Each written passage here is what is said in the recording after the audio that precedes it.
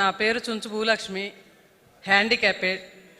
నా వికలాంగుల గ్రూప్ కూడా హ్యాండిక్యాపెడ్స్దే. ఊరు దాటి ఎప్పుడు బయటికి రాలేదు. ఈరోజు మిమ్మల్ని చూస్తుంటే నాకు అసలు తెలియట్లేదు.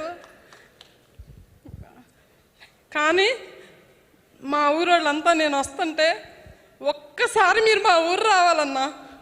నా కోరికైతే ఇదే. మా నాన్నకి మేము 5 సంతానం, రోజు కూలి పని చేసుకొని బతకాలి. 14 సంవత్సరాల నుంచి ప్రతి సంవత్సరం 100 రోజులు పని చేపిస్తున్నా నేను. నా భర్త హ్యాండిక్యాప్డే. నేను పుట్టుకతో పోలియో, ఎక్కువ దూరం నడవలేను. కానీ నాకు పని చేపించటం అన్నా ఏదన్నా మా మండలంలో 9 సార్లు ప్రైజ్ తీసుకున్న ఎమ్మెల్యేల గారి చేత.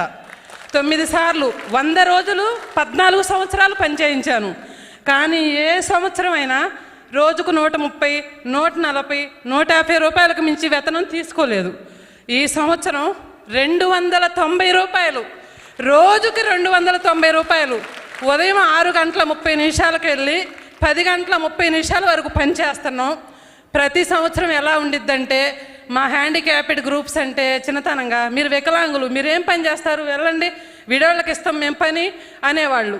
ఈ సంవత్సరం వచ్చిన కూటమి ప్రభుత్వంలో నాయకులు ఏపీఓ గారు కానీ, టీఏ గారు కానీ, ఫీల్డ్ అసిస్టెంట్ గారు కానీ ఎవరైనా ముందు మాకు ప్రాధాన్యత ఇస్తున్నారు.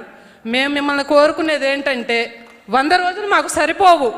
మేము మమ్మల్ని ఏ మిరపకాయలకి పిలవట్లా, ఏ పత్తికి పిలవట్లా, ఏ నాటికి పిలవరు, మేము వెళ్ళలేము. మాకు 150 రోజులు. వికలాంగులు కూడా పని చేస్తారన్నా, ఎందుకు చేయలేరు? మాకు 150 రోజులు పని దినాలు కావాలి.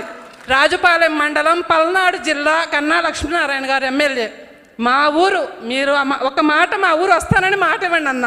అంచులవారిపాలెం అన్నా, నాకు మీతో ఒక ఫోటో కావాలన్నా. నాకు 2 ఆడపిల్లలన్నా, నా చిన్న కూతురు బాగా చదివిద్దన్నా.